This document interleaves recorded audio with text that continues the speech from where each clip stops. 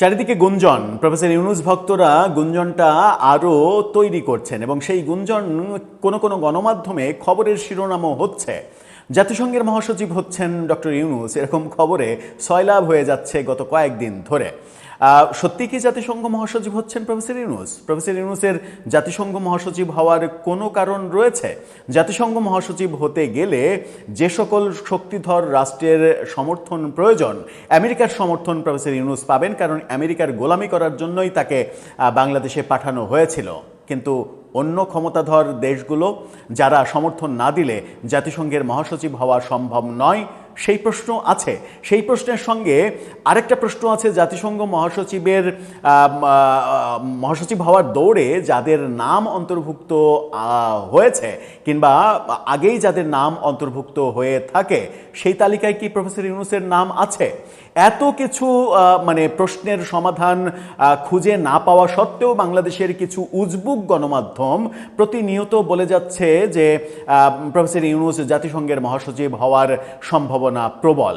কতটা প্রবল সেটা ফাঁস করেছেন বাংলাদেশের অন্যতম গুরুত্বপূর্ণ সাপ্তাহিক ব্লিটসের সম্পাদক সালাউদ্দিন শোয়েব চৌধুরী। তিনি তার সোর্স দিয়ে ফেসবুকে একটা লেখা লিখেছেন। সেই লেখাতে স্পষ্ট করেছেন প্রফেসর ইউনূসের জাতিসংঘ মহাসচিব হওয়ার যে স্বপ্ন, সেই স্বপ্ন ধপাস করে ভেঙে গেছে। কিভাবে ভেঙে গেল, কোন কোন যুক্তি তিনি দিলেন, কোন কোন যুক্তি তার দেয়া যুক্তিগুলোর মধ্যে কোনগুলো বিশ্বাসযোগ্য কিংবা গ্রহণযোগ্য, সেগুলোর ভিত্তিতে আমরা সিদ্ধান্ত নিতে পারি কিনা যে প্রফেসর ইউনূসের জাতিসংঘ মহাসচিব হওয়া সম্ভব হচ্ছে না। আবার সালাউদ্দিন শোয়েব চৌধুরী যখন এটাও বলছেন যে বর্তমান সরকারও ইউনূসকে জাতিসংঘ মহাসচিব করার চেষ্টা করছে, তখন কিন্তু একটু খটকা লাগে যে বর্তমান সরকারও ইউনূসকে জাতিসংঘ মহাসচিব বানাতে চায়। চলুন একটু জেনে দেখি এই ভিডিওতে ভেতরের গূঢ় রহস্য এবং যুক্তি তর্ক দিয়ে অঙ্ক কষে বোঝার চেষ্টা করি প্রফেসর ইউনূসের জাতিসংঘ মহাসচিব হওয়ার সম্ভাবনা কত পার্সেন্ট বাকি আছে। থাকবেন পলিটিক্স টিভির নিয়মিত আয়োজনে।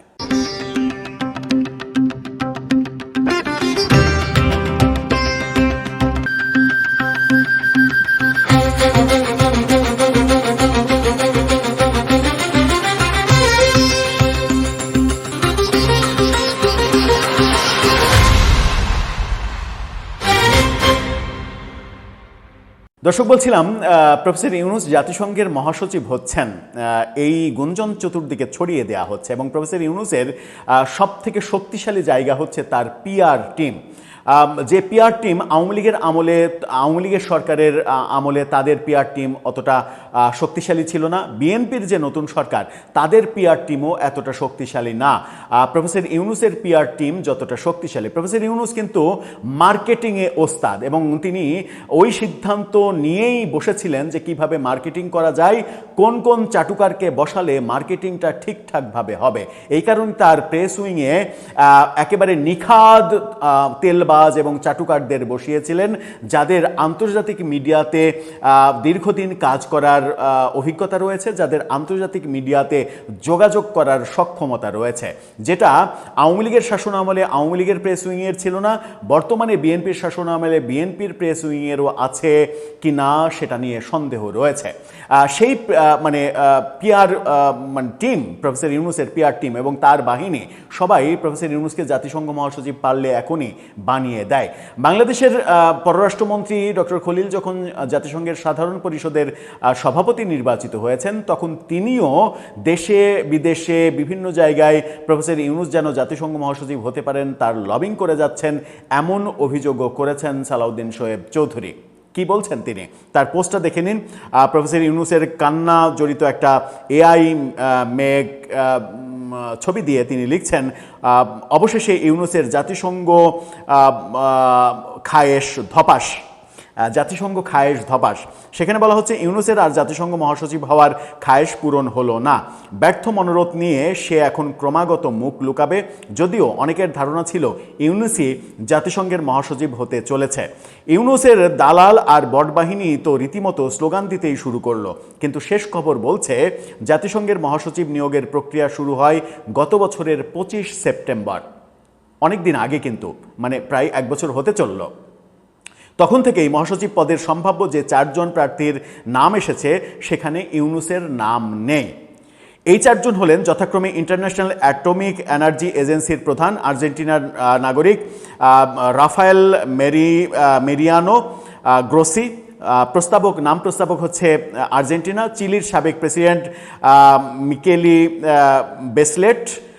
বেকেলি বেসলেট জেরিয়া, তার প্রস্তাবক চিলি, ব্রাজিল এবং মেক্সিকো। সেনেগালের সাবেক প্রেসিডেন্ট তিনি রয়েছেন ম্যাকি সেল, প্রস্তাবক বুরুন্ডি এবং জাতিসংঘের ট্রেড অ্যান্ড ডেভেলপমেন্ট এর মহাসচিব রেবেকা গ্রিনসম্যান, তার প্রস্তাবক হচ্ছে কোস্টারিকা। এই 4 জনের নাম রয়েছে। মহাসচিব পদের অনেক লোক দেখানো আনুষ্ঠানিকতা থাকলেও আদতে মহাসচিব নির্বাচিত করে নিরাপত্তা পরিষদের 5 স্থায়ী সদস্য রাষ্ট্র, অর্থাৎ 5 জন স্থায়ী যে সদস্য রাষ্ট্র তারাই মূলত জাতিসংঘ মহাসচিব নির্বাচন করেন। তাদের ভোট পেতে হবে। তাদের ভোট কি প্রফেসর ইউনূস পাবেন? সেই ক্ষেত্রে কি বলছে? সেখানে বলা হচ্ছে যে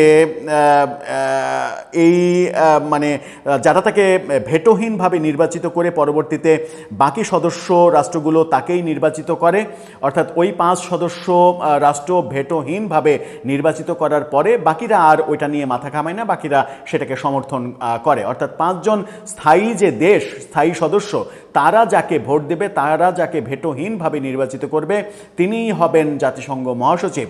সেই যুক্তি সালাউদ্দিন শোয়েব চৌধুরী উপস্থাপন করছেন। সেই যুক্তি খুবই গ্রহণযোগ্য যুক্তি এবং সেই যুক্তি বলে যে প্রফেসর ইউনূস আমেরিকার ছাড়া আর কারো ভোট পাবেন না। এবার আসা যাক যে ইউনূস যদি মহাসচিব পদের জন্য প্রতিদ্বন্দ্বিতা করত তাহলে চীন ও রাশিয়া কিংবা এই 2 দেশের একটি ইউনূসের মানে ব্যাপারে ভেটো দিত, অর্থাৎ চীন রাশিয়া 2 দেশই ভেটো দিত। যদি চীন ভেটো নাও দিত, রাশিয়া তো মাস্ট ভেটো দিত, কারণ রাশিয়া জানতো যে প্রফেসর ইউনূস আমেরিকার এজেন্ডা, আমেরিকার প্রতিনিধি। সেখানে বলা হচ্ছে যে একই কারণে বাংলাদেশের পররাষ্ট্রমন্ত্রী কয়েকদিন আগে চীন যান এবং এখন রাশিয়ায় আছেন। তিনি যে কোনো মূল্যে ইউনূসের নাম অন্তর্ভুক্ত করা সহ চীন ও রাশিয়ার সমর্থন আদায়ের মরিয়া চেষ্টা করে যাচ্ছেন। এক্ষেত্রে নাম না প্রকাশ করার শর্তে ক্রেমলিনের একটি অত্যন্ত ক্ষমতাধর সূত্র আমাকে জানিয়েছে ইউনূসকে রাশিয়া কোনোভাবেই সমর্থন দেবে না, কারণ মস্কো জানে ইউনূস মূলত আমেরিকার দালাল। জানি অনেকেই প্রশ্ন করবেন রাশিয়ায় আমার সোর্স হলো কিভাবে। উত্তর সহজ, আমি একটানা 7 বছর রাশিয়ার সরকারি বার্তা সংস্থার প্রধান প্রতিনিধির দায়িত্ব পালন করেছি। এখনও সে দেশের রাষ্ট্রীয় দৈনিক রসিস্কায়া গ্যাজেটা পত্রিকার বাংলাদেশ প্রতিনিধি আমি। রাশিয়ার প্রভাবশালী গণমাধ্যম RT এর এডিটর ইন চিফ মার্গারিটা সিমনিয়ার আমার ঘনিষ্ঠ বন্ধু। এছাড়া রুশ পররাষ্ট্র মন্ত্রণালয়ে আমার বন্ধু আছে অনেক, যারা গুরুত্বপূর্ণ পদে অধিষ্ঠিত। ইউনূসের অন্যতম ভুল ছিল রাশিয়ার রাষ্ট্র মালিকানাধীন রোসাটম, যেটি রূপপুর পারমাণবিক বিদ্যুৎ কেন্দ্র নির্মাণ করেছে। রোসাটম নাকি শেখ হাসিনাকে $5 বিলিয়ন ঘুষ দিয়েছে।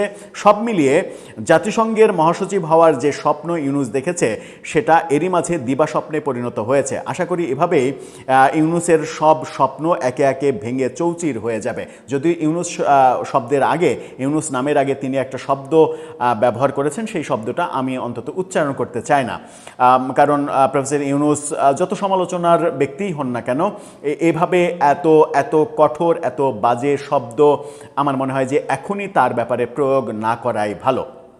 এখন রাশিয়ার প্রসঙ্গ এলো। রাশিয়ার ব্যাপারে প্রফেসর ইউনূস সরকার সর্বশেষ সর্বনাশটা যেটা করেছেন, রাশিয়ার রাষ্ট্রদূত, বাংলাদেশে নিযুক্ত রাষ্ট্রদূত সরাসরি বলেছেন যে মানে আমাদেরকে কি তোমার পাগল মনে হয় যে কেউ চাইলো আর $5 বিলিয়ন আমরা দিয়ে দিলাম, এতটা পাগল আমরা? এই বক্তব্য কিন্তু রাশিয়ার রাষ্ট্রদূত দিয়েছেন। রাশিয়ার কোম্পানিকে, রাষ্ট্র মালিকানাধীন কোম্পানিকে যখন অভিযোগ করা হয়েছে ইউনূস সরকারের পক্ষ থেকে যে $5 বিলিয়ন শেখ হাসিনাকে দিয়েছে, তাতেই কিন্তু রাশিয়ার সঙ্গে ইউনূসের সম্পর্ক আরও বেশি খারাপ হয়েছে। একটা ঐতিহাসিক খারাপ তো রয়েছে সম্পর্ক খারাপের ব্যাপার, সেটা হচ্ছে যে আমেরিকার যে বন্ধু সে রাশিয়ার বন্ধু হবে না, সুতরাং রাশিয়া এটাকে সাপোর্ট করবে না। চীনও সাপোর্ট করবে না, কারণ আমেরিকার বন্ধু কখনো চীনের বন্ধু হবে না। সুতরাং রাশিয়ার চীনের যদি সমর্থন পাওয়া না যায়, যত চেষ্টাই করেন না কেন আপনি জাতিসংঘের মহাসচিব হতে পারবেন না। আমেরিকা যত ক্ষমতাধর হোক না কেন, আমেরিকা একা ভোট দিয়ে কাউকে জাতিসংঘ মহাসচিব বানাবে, এত হ্যাডাম এখনও আমার মনে হয় না যে হয়নি, যে হ্যাডাম দিয়ে রাশিয়া চীনের মতো পরাশক্তিকে বাদ দিয়ে জাতিসংঘে ডিসিশন মেকিংয়ে যেতে পারবে আমেরিকা। সব মিলিয়ে সালাউদ্দিন শোয়েব চৌধুরীর এই স্ট্যাটাসে যে যে যুক্তি উপস্থাপন করেছেন, যুক্তিগুলোর মধ্যে গ্রহণযোগ্যতা রয়েছে। বিশেষ করে 4 জনের নাম অনেক আগেই, গত বছরের সেপ্টেম্বরে এই 4 জনের নাম যারা জাতিসংঘের মহাসচিবের দৌড়ে আছেন তাদের নাম সিলেক্ট হয়ে গেছে, যেখানে প্রফেসর ইউনূসের নাম নেই। আর প্রফেসর ইউনূসের নাম অন্তর্ভুক্ত করতে চাইলেও 5টা যে স্থায়ী সদস্য তাদের ভেটোহীন সমর্থন পেতে হবে যিনি জাতিসংঘের মহাসচিব হবেন। তাদের সমর্থন না পেলে জাতিসংঘের মহাসচিব হওয়া সম্ভব নয়। সেই ক্ষেত্রে প্রফেসর ইউনূসের পক্ষে কোনোভাবে রাশিয়ার সমর্থন কিংবা চীনের সমর্থন পাওয়া সম্ভব নয়। যারা বাংলাদেশে এই মানে স্বপ্ন বিলাস করে যাচ্ছেন, প্রফেসর ইউনূস জাতিসংঘের মহাসচিব হচ্ছেন, স্বপ্নটা পূরণ হলে ভালোই হয় বোধহয়, যে একদিকে আমেরিকার এজেন্ডা বাস্তবায়ন, আরেকদিকে জাতিসংঘ থেকে বাংলাদেশকে চাপ দেওয়া, বর্তমান বিএনপি সরকারকে একেবারে নাজেহাল করে দেওয়া, নাজেহাল করে দিয়ে বাংলাদেশের সাম্প্রদায়িক শক্তিকে পৃষ্ঠপোষকতা দিয়ে তাদেরকে ক্ষমতায় আনার পরে বাংলাদেশকে জঙ্গি রাষ্ট্র হিসেবে ঘোষণা করে বাংলাদেশে আধিপত্য বাস্তবায়নের জন্য বাংলাদেশে মিসাইল ছুড়ে মারা, জঙ্গি মানে কি বলবো, যে মোকাবেলা করার জন্য, জঙ্গি নির্মূল করার জন্য চেষ্টা করা, যে চেষ্টাটা আফগানিস্তানে, ইরাকে, বহু জায়গায় হয়েছে এবং তাদের পরিণতি কি হয়েছে সেটা তো আমরা জানি। সেরকম দিকেই নিতে চান তারা, নাকি অন্য কোনো পথ রয়েছে? দর্শক, আপনার কাছে কি মনে হয়? আপনার মতামত জানিয়ে লিখতে পারেন আমাদের কমেন্ট বক্সে।